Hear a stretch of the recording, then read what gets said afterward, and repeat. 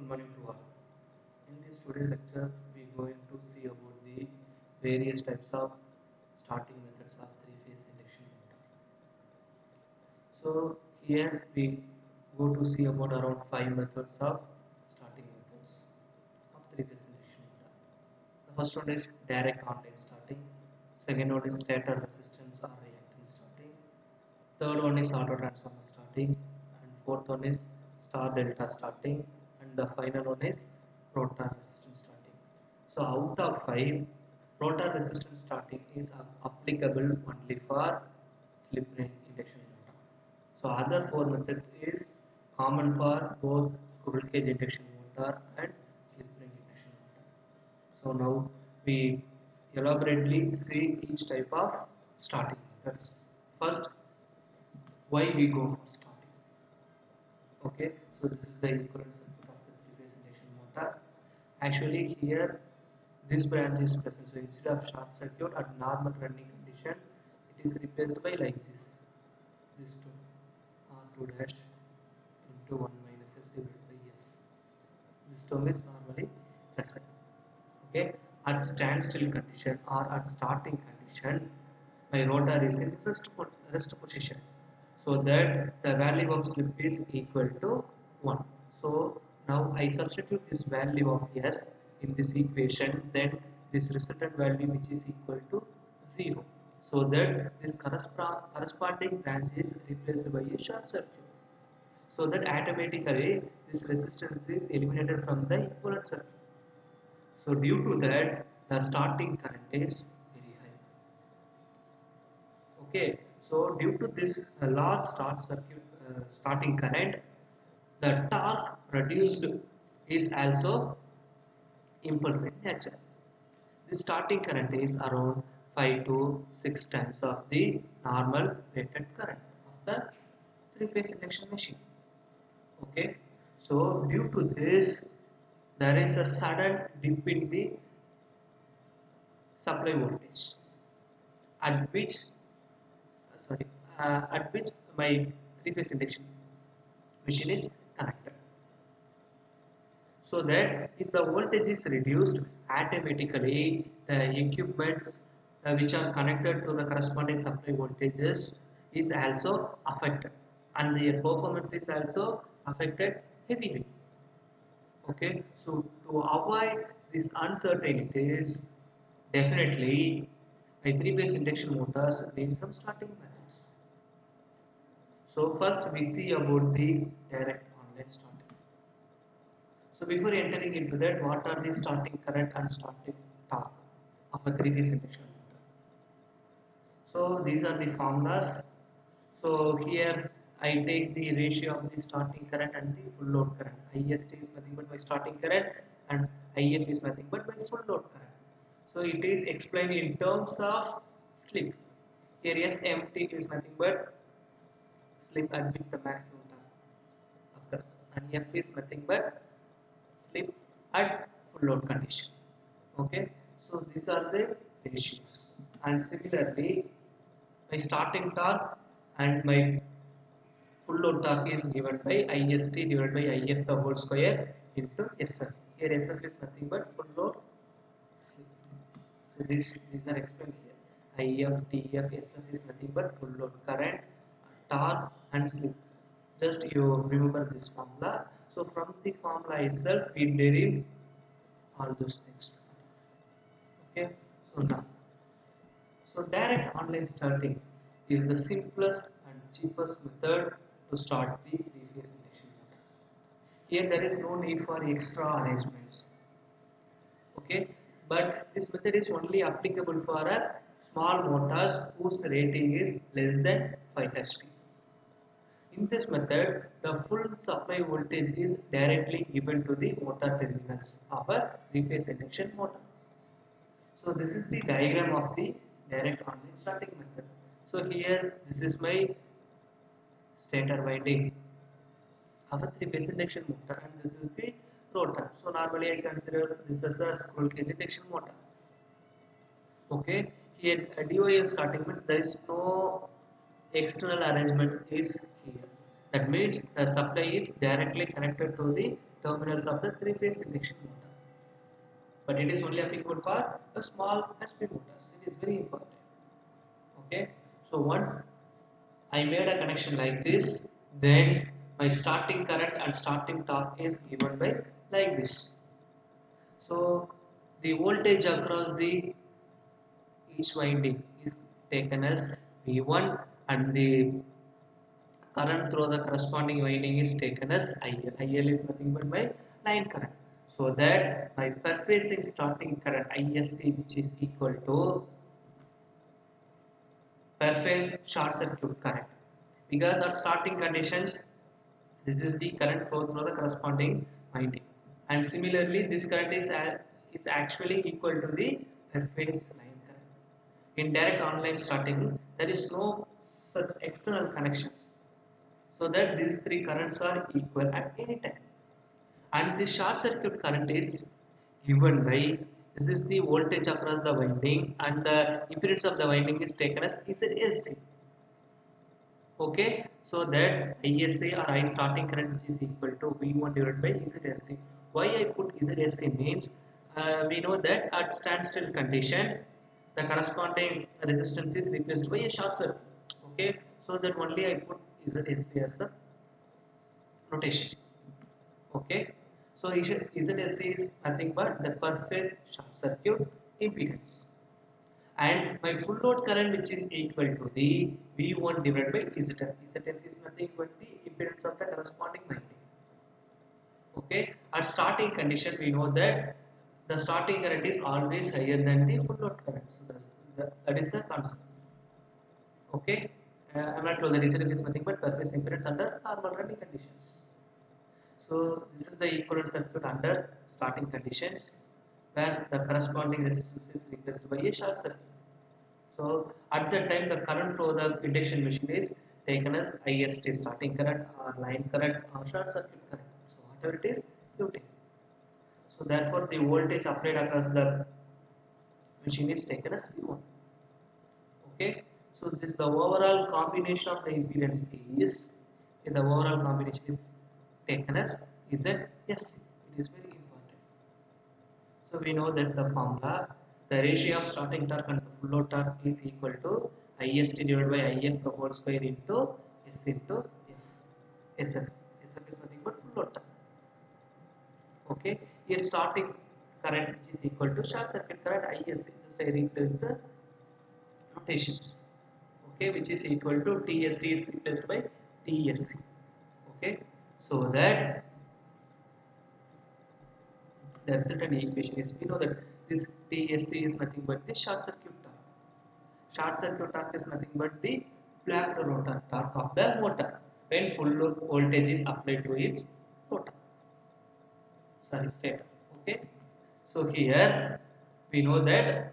So these are the relevant problems, and we know that at starting condition the starting current is very high when we apply this full load voltage.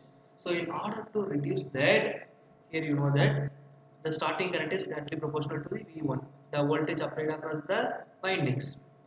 So if I reduce the applied voltage, this V1, then automatically my starting current is reduced. So that we follow some reduced voltage starting in order to control the starting current. Because we know that this ZSC is very low, because the corresponding resistance is short circuited under standstill conditions, so that it is always very low at starting conditions, so that the resultant value is very high. Okay, and in squirrel cage induction motor my rotor is not accessible from outside, it is inbuilt, so that the rotor impedance cannot be increased at starting. But in case of slip ring induction motor, we add some external resistance through the slip rings. That is the main difference. Okay. So here from this problem, maybe here I reduce the voltage or I increase the impedance. But in squirrel cage induction motor, it is not possible. The only other way is to reduce the voltage at the time of starting, so that automatically it reduces the starting current. Okay, and also it reduces the starting torque as well. Suppose if the starting torque is very low, then my motor may be fail to start when if a high load is connected to it. Okay, so the methods of starting in scroll cage induction motor is stator resistance starting, transformer starting, star delta starting. And for methods of starting slip ring induction motor is all these three methods which we have discussed in the scroll cage induction motor. The only other method employed in slip ring induction motor is rotor resistance starting, because this rotor is accessible from the outside through the slip rings and brushes. Okay, so under the reduced voltage starting, the first method is stator resistance or reactor starting.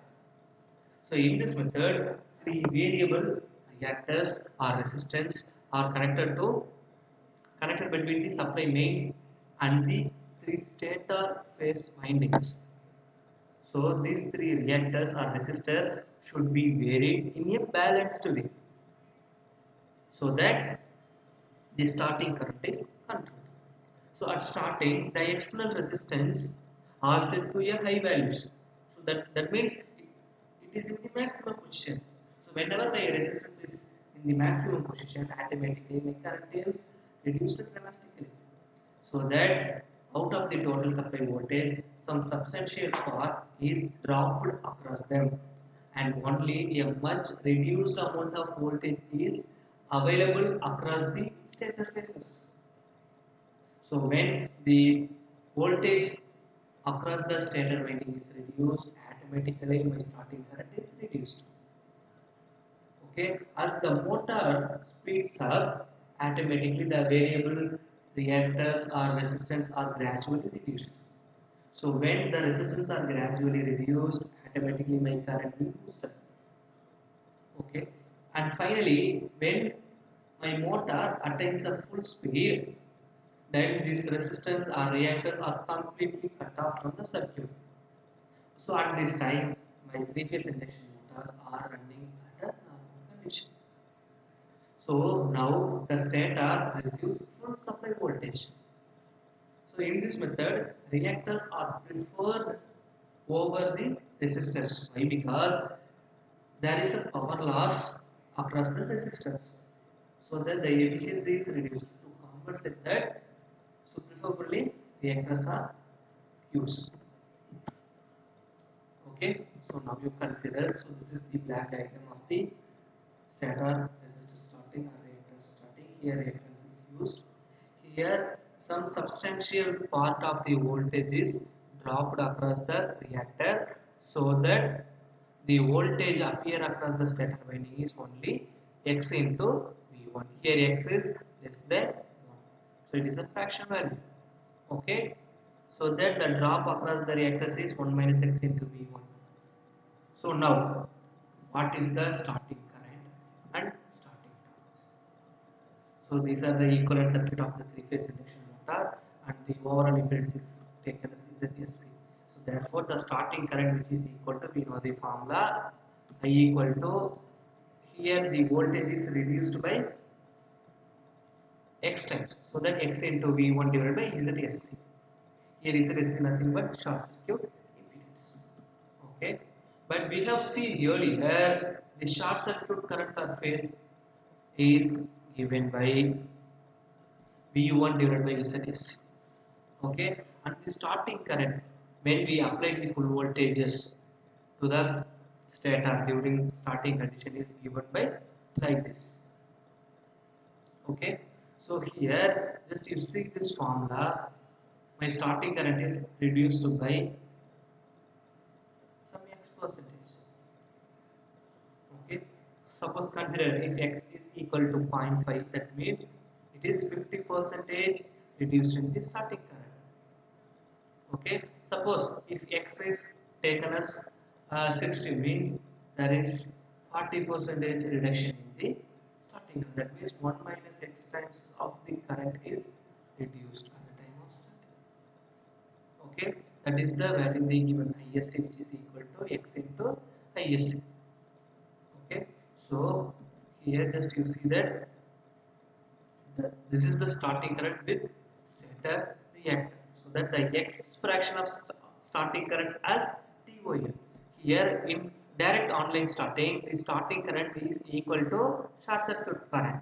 But in the stator resistance method, this is multiplied by x. X is nothing but some fraction of starting current. So that is given in the corresponding equation.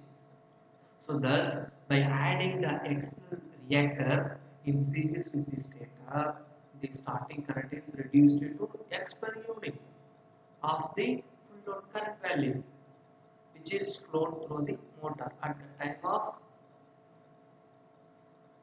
the full load, which is full voltage is applied to the three-phase induction motor. Okay, under DOL condition, direct on starting method. The same current flows through the supply line terminals as well. Okay, so that in this stator resistor starting method, the current drawn from the supply is given by X into ISC. Okay, so therefore the torque developed is given by the formula TST divided by TF, which is equal to IST divided by IF the whole square into SF. Now this IST is replaced by X into ISC, so that the resultant equation looks like this: X square into TSC divided by TF. So TSC by DF is nothing but the torque developed in DOL starting method. So that compared to DOL, when we use stator resistance starting, the torque is reduced to x square terms, x square per unit of the starting torque of the motor when we use in a DOL starting method. Okay, so that is given in the corresponding